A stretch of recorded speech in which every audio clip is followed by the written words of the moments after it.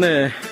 아동학대 범죄 처벌 등에 관한 특례법, 이른바 아동학대 특례법이 지난달 29일부터 시행에 들어갔죠. 아동학대에 대한 처벌을 강화한다는 게 주요 골자입니다.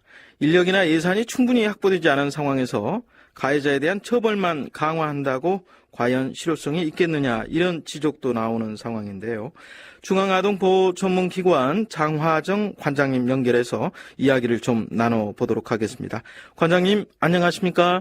네, 안녕하십니까? 네, 먼저 좀 중앙아동보호전문기관, 이곳이 어떤 곳인지 먼저 좀 소개를 해주시겠어요?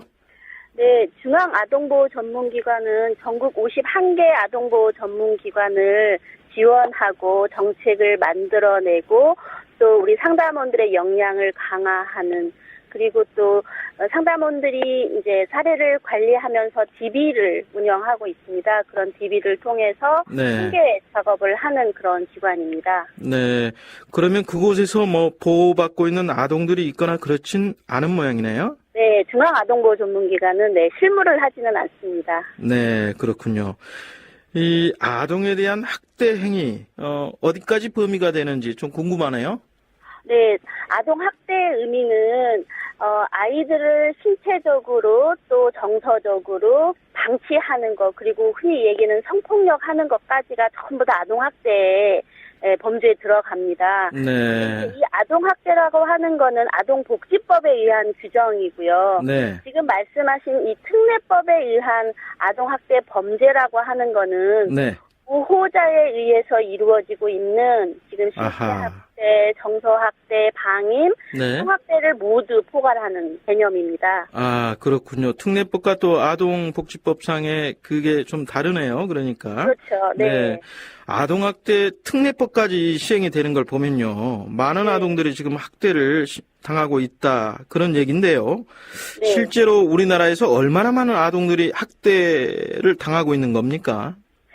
지금 2014년 현재 상황은 아직 충분히 통계가 나오지 않아서요. 네. 2013년 걸로 좀 보시면 13,000여 건이 신고 접수가 됐고요. 연간이요? 네. 네, 연간. 그리고 판정을 받는 거는 한 6,800여 건이 아동 학대다라고 판정을 받습니다. 그러면은 거의 절반 가까이 되는 셈이네요. 그렇죠. 네. 근데 지금 벌써 2014년에는 이 13,000건을 이미 넘어섰다라고 저는 보고를 받았습니다. 아, 그렇습니까? 아하. 아동학대 문제가 이렇게 이슈화될 때 보면 주로 계모, 계부, 사실 그렇지 않은 분들도 더 많을 겁니다. 그런데 계모, 계부에 의해서 아동학대가 발생한 것처럼 이렇게 나타나기도 하는데, 실제로 그렇습니까? 아니면 이게 잘못된 오해입니까? 네, 사실 그게 오해가 많은 부분이 있는 거죠. 계모, 계부들 중에서도 정말 아이를 잘 양육하고 계시는 분들이 상당히 많이 계시는 거죠. 네. 저희가 통계에서도 보다시피 80% 이상이 친부모에 의해서 발생하는 경우가 있고요. 지금 말씀하신 계모나 계부의 경우는 정말 5% 이내이거든요. 네. 근데 이제 저희한테 이슈가 될 수 있는 상황은 조금 더 사건이 크다라고 얘기할까요? 조금 더 끔찍한 상황들이 일어나다 보니까 이건 계모가 한 거 아니야? 라고 얘기하시는 거죠. 네. 실은 저도 약간 오해가 있었던 것 같고요. 네. 이제부터는 바르게 봐야 되겠다는 그런 생각이 듭니다. 그런데 친부모가 이렇게 자신이 낳은 아이를 왜 이렇게 학대하는지 그게 또 궁금해지네요. 우리 지금 사회에서 네. 이 아동학대를 하는 가장 근간의 이유 중에 하나가 양육하는 방식을 잘 모르시기 때문입니다. 네. 단지 아이를 체벌하거나 윽박지르거나 욕하는 것으로 아이의 문제 행동을 수정해야 된다라고 생각하시는 경우들이 상당히 많거든요. 네. 그래서 이렇게 양육 기술이 부족하고 훈육 방법을 잘 몰라서인 경우가 거의 30% 이상이신 것 같고요. 네. 그리고 이제 한 가지 더 우리가 심각하게 볼 수 있는 거는 아이들에게 자신이 갖고 있는 스트레스나 경제적인 어려움이 갖고 있는 그런 어려움들을 아이에게 투사하는 성향들이 있더라고요. 네. 아이가 사실 집에서 제일 만만한 존재잖아요. 네. 그러면서 아이가 처음에는 문제 행동을 수정하려고 시작한 체벌이 학대로 이어지는 경우들이 상당히 많은 것으로 저희가 분석하고 있습니다. 네. 남의 일 같지가 않고요. 저도 두 아이의 아버지로서 화가 나고 또 분노가 일면 아이들에게 좀 주의해야 되겠다 이런 생각이 드네요.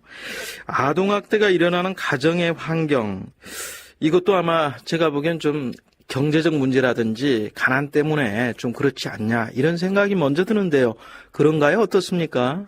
네, 그것도 하나의 오해이신 거죠. 그래요? 사실, 네, 경제적으로 어려워서 아이를 함부로 대하는 것은 분명히 있긴 있습니다. 네. 그렇지만 중상류나 일반적인 가정에서 아동학대가 일어나지 않다라고는 볼 수 없다는 거죠. 네. 그래서 확률이 높은 건 사실입니다. 어려운 가정에서 아동학대가 일어날 수 있는 확률이 높은 건 사실이지만 평이한 가정에서도 상당 부분 아동학대가 이루어지고 있다는 거죠. 네.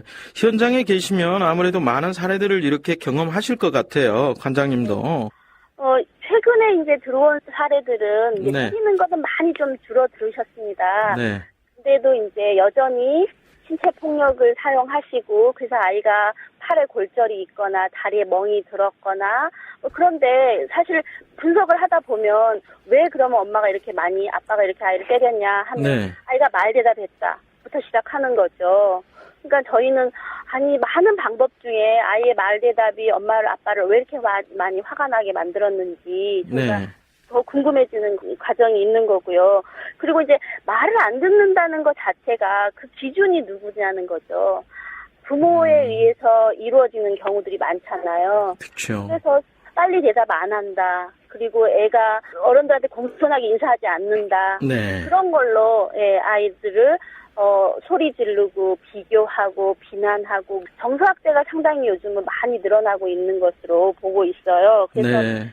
가장 가슴 아팠던 건 최근에 있었던 정말 울주나 칠곡 사건처럼 아이가 네. 정말 사망해서 지금 이 세상에 없는 네. 상황이 돼버린 것도 있고요. 네. 최근 어린이집 사건들처럼 정말 선생님 입장에서 아이를 정말 사랑으로 잘 케어해 주셔야 되는데 네. 못하는 사건들도 지금 지나가고 있네요. 네. 어떻게 보면 아이들이 가장 약한 존재 아닙니까? 네. 어른들이 보호하고 또 가정에서부터 이게 보호받아야 할 존재인데요. 그렇죠. 학대를 받으면서 이렇게 자란 아이들, 나중에 그 어른이 되고 또 성인이 돼서 다시 또 자신의 아이를 학대하는 그런 악순환이 이어지는 것들 저희 뭐 TV 드라마나 또 뭐 여러 가지 보고서를 통해서도 보는데 어느 정도입니까 그게? 이제 일반적으로 연구 결과를 보면 네. 자신이 과거에 학대를 받고 자란 사람이 다시 학대한 게 거의 30% 정도로 연구가 되고 있습니다. 비율로 보면은 어떻게 관장님 많이 높은 편이라고 판단을 해야 되나요? 꽤 많이 높은 편인 거죠. 네. 그래도 이제 70%는 나는 그런 부모로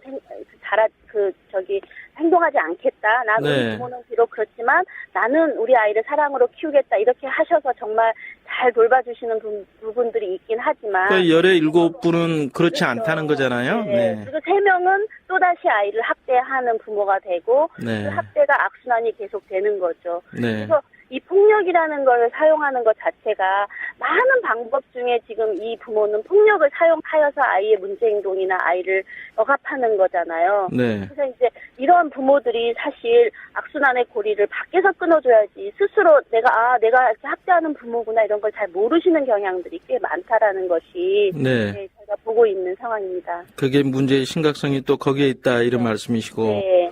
폭력을 휘두르는 이 어른들 또 부모님 이 어떤 성향 같은 게 따로 파악된 게 있습니까? 네, 성향은 일반적으로 보면 아까 말씀드린 것처럼 이제 양육 태도에 대해서 별로 관심이 없고 네. 당신이 지금 갖고 있는 여러 가지 많은 문제점들 때문에 아이의 양육에 상당히 소홀하게 하는 그런 경향이 있고요. 예. 거기에 이제 술, 아하. 불안이라 그래서 우울감이 있거나 예. 편집이 있으시거나 예. 집착이 있으시는 그런 부모님들 네. 그리고 또 이제 저희가 봤을 때는 아까 얘기한 대로 과거의 경험들이 상당 부분 많은 영향을 미치고 있는 걸로 저희가 분석하고 있습니다. 네. 이런 아동학대 여러 가지 상황들을 고려해서 지난달 29일에 이제 아동학대 특례법이 시행되지 않았습니까? 아동학대 특례법 이게 주로 어떤 내용을 담고 있습니까? 지금 얘기하시는 것처럼 특례법이라고 하면 당연히 처벌이 강화된다라는 거는 누구나 다 알고 계시는 상황이죠. 그렇죠. 얼마나 어떻게 강화됐는지 또 그게 궁금해서 말이죠. 네, 이제 학대치사로 만약에 판정을 받으면 무기징역까지 그 사람이 살게 되는 거고, 또 신고 의무자인 사람이 학대를 했을 때는 가중처벌도 이루어지는 그런 처벌이 강화되는 것은 사실 맞습니다. 네. 근데 저희가 이 특례법을 만든 가장 근본적인 이유는 뭐였냐면 네. 아동복지법으로는 이 행위자인 부모들을 네. 교육할 수 있는 의무 조항이 없었습니다. 아하, 네. 그래서 이제 특례를 만들면서는 이게 사건으로 처리가 돼서 국민들이 깜짝 놀라실 수 있는 부분이긴 하지만 네. 사건으로 처리한다는 얘기는 경찰이 와서 조사도 하고 경찰에 출두도 해야 되고 검찰에서 부르면 나가야 된다는 그런 상황이긴 하지만 네. 그들을 우리가 범죄자를 만들자는 게 아니라 네. 그런 절차를 거치면서 이 부모에게 학대를 해서는 안 되는 거고 너는 보호 처분이라는 명령을 받아서 가서 상담 수강해 와라. 네. 40시간이든지 80시간이든지 그거에 맞춰서 그 학대 행위에 맞춰서 정확하게 처분이 내려지는 거죠. 친권자라 할지라도 아동 학대에 해당되는 범죄를 저질렀다면 네. 예. 예, 그렇게 해서 교육이 이루어져서 이 사람이 다시는 학대하지 않는 정상적인 부모가 되기를 네. 이 법은 원하고 있습니다. 그리고 이제 또 한 가지는 네. 그런 교육뿐만 아니라 지금까지는 아동보호 전문기관 상담원이 아이를 격리시켜내는 가장 기준이 됐던 상담원의 소견이었습니다. 네. 이제 그런 것들을 이제 미국이나 영국이나 선진국처럼 그런 결과 판결을 검찰에서 그다음에 가정법원에서 판결을 하는 거죠. 네. 그러니까 아이의 친권이 정말 제한이 필요한지, 정말 그 아이가 그 집에 있으면 안전하지 못하는지 이런 것들을 조사를 충분히 해서 네. 그 조사의 결과를 가정법원이 결정하시는 거죠. 조사는 누가 합니까? 조사는 경찰과 아동보호 전문기관 상담원이 함께 하도록 되어 있습니다. 경찰과 함께 하는군요. 네. 예. 앞서 말씀해 주셨던 교육 부분 말이죠. 그러니까 아동학대를 하는 부모의 경우, 물론 처벌도 필요하겠죠. 또 강화가 네. 돼야 되겠고. 그런데 네. 교육도 정말로 필요해 보여요. 이게 아버지, 어머니가 그냥 되는 게 아니지 않습니까? 그럼요. 네. 그래서 교육을 좀 해야 되는데 이런 프로그램들 어떻게 하면 받을 수 있는지 어떤 방안을 좀 갖고 계세요? 일단 이제 보호 처분이 내려지면 그 보호 처분이라고 하는 거는 접근 금지도 있고 친권을 잠시 제한시키는 것도 있고 네. 지금 말씀하신 교육을 가서 받아라라고 얘기할 수도 있고 여러 가지 이런 프로그램들을 같이 병행해서 할 수 있어요. 네. 그렇게 되면 가정법원에서 이 아빠한테 내지는 이 부모한테 가서 교육을 40시간 받고 오십시오라고 얘기하면 이런 교육을 할 수 있는 기관들이 아동보호 전문기관도 있고요. 네. 지방 가족 상담소도 있고요. 네. 그리고 가정폭력 상담소도 있고요. 그리고 일반 상담소도 이제 그런 업무를 해주시는 거죠. 네. 그래서 이제 그 부모가 정말로 제대로 아이를 잘 양육할 수 있도록 옆에서 지원하는 거고, 그때 이제 아동보호 전문기관 상담원들은 이 부모가 얼마나 철저히 이 교육을 잘 받았느냐를 네. 가정법원에 또 보고서를 올리는 거죠. 그래서 이 아빠가 이 부모가 정말로 부모로서 그 역할을 다하도록 열심히 해서 좀 개선이 보입니다. 네. 그러면 그 집에 아이를 친권 제한을 풀어도 괜찮을 것 같습니다. 라는 보고서를 올리면 이런저런 다 정황들을 보시고 판사님이 결정하셔서 아이를 집에 돌려보내든지 아니면 이 보호 처분의 절차들을 조금 더 기간을 연장할 수 있든지 이런 네. 것들을 결정하시는 거예요. 예. 앞서 작년 안에 13,000여 건이 이렇게 신고가 됐다 그랬지 않습니까? 네. 그 신고하는 방법, 또 신고는 어떻게 들어옵니까? 주로 이웃들에 의해서 들어옵니까? 어떻게 아동이 그렇죠. 직접 할 수는 네. 없는 것 같고요. 그렇죠. 애들은 사실 자기가 학대받고 있다는 거를 잘 감지를 못하는 거죠. 그냥 네. 다 남들도 다 나처럼 사나 보다라고 애들은 보통 생각하더라고요. 주로 그래서 이제 이웃분들에 의해서 들어온다 이런 말씀이신가요? 네. 우리나라의 경우는 비신고 의무자라고 얘기하는 이웃이 가장 신고를 많이 해주시는 거죠. 그 그렇군요. 아이가 밤새 어젯밤에도 그젯밤에도 울었어요. 뭔 일이 있는 거 아닌가요? 라고. 아니면 방치되는 집들은 냄새가 아주 심하게 납니다. 그러면 네. 그래서 나는 냄새가 아이한테 분명히 좋은 영향을 끼치진 않을 것 같아요. 라고 네. 신고를 하시는 거고요. 예. 이제 신고 의무자 군이 있습니다. 이 네. 특례법에서는 22개군을 24개군으로 늘려놨거든요. 그 예. 신고 의무자라는 분들은 아이를 좀 자주 만날 수 있는 우리 학교 선생님, 의사 선생님, 네. 그리고 공무원, 그리고 어린이집 선생님, 유치원 선생님, 뭐 그리고 이제 가정폭력, 성폭력 이렇게 상담하시는 선생님들. 네. 아이를 직접 만나시다 보면 이 아이가 학대로 의심이 된다, 아니면 학대를 알게 된다, 이렇게 하시는 분들은 반드시 신고를 해야 하는 신고 의무자군들입니다. 네. 아직까지 우리나라는 신고 의무자군이 신고해 주시는 비율이 30%를 왔다 갔다 하고 있는데 네. 미국 경우 같은 58%가 넘는 경우거든요. 예. 아직 우리는 이 신고 의무자에 대해서 조금 더 교육도 시키고 반드시 신고해야 된다라는 것들을 알려드려야 될 필요가 있다라고 보여집니다. 네. 자, 아동학대 특례법에 의해서 처벌은 강화가 됐는데 말이죠. 이 아동 보호 예산도 같이 늘어나야지 이게 실효성이 있을 것 같아요. 그런데 현재 아동 보호 예산은 늘어나지 않았다 이런 얘기가 들리던데 어느 정도입니까? 네. 지금까지 저희 아동학대 예방 그 사업 예산은 지자체 사업이었습니다. 아, 네. 그래서 국비가 하나도 없었던 사업이었죠. 네. 그래서 이제 저희가 2015년 예산은 국가 사무로 환원해 주시고 네. 그리고 한 기관에 15명 정도 업무를 시켜주시고 지금 50개 있는 거를 한 100개 정도 해주십시오. 그래야 이 업무가 아까 말씀하신 것처럼 경찰이 함께 출동해서 저희가 가서 조사하고 아이를 맡기고 또 격리해서 데리고 나와서 치료도 하고 이런 업무를 할 수 있습니다라고 얘기해서 573억을 저희가 요청했습니다. 네. 근데 이제 저희에게 169억이라는 예산이 지금 배정이 돼서 근데 이제 저희는 반드시 반영돼야 된다고 생각하는 건 지역 아동보호 전문기관이 네. 100개는 돼야 된다. 네. 라는 부분을 저희 강력히 얘기하고 한 기관에 15명은 반드시 있어야 된다. 네. 라는 부분을 얘기하는 거죠. 아, 그러면 지금 그 중앙아동보호 전문기관 산하에 시운한계 기관이 있는데 네. 그게 한 100곳으로 확충이 돼야만 네. 좀 실효성이 있을 거다 이렇게 보고 계시는 거군요. 네네네. 네. 지금 인력 문제요. 네. 역시 제도가 실효성 있게 돌아가려면 예산과 인력 아니겠습니까? 근데 인력이 충원되지 않고 있다고 말씀하셨는데 네. 얼마나 열악한 상황입니까? 지금 한 상담원이 거의 90에서 100케이스 정도 1년이면 관리를 하고 있습니다. 네. 근데 아까 보시는 것처럼 아동복지법에 의거해서 지금 업무를 하는 과정에도 100케이스 넘게 업무를 하는데 네. 지금 특례가 돌아가면 신고 의무자 군도 늘어났고 이제 그 특례에서는 의심만 돼도 신고를 하도록 되어 있는 상황이죠. 네. 그리고 이제 프로세스에 따라서 그 행위자가 얼마나 교육을 잘 받고 있는지, 그 행위자가 어떻게 해야 아이가 집에 돌아갈 수 있는지 그런 과정들을 다 아동보호 전문기관에서 관리하고 서비스를 줘야 되는 상황인 거죠. 그 네. 업무는 당연히 서너 배 더 늘어난 상황인 거죠. 네. 그리고 벌써 그 신고 접수 건수가 벌써 35% 이미 상향하고 있는 상황인데 네.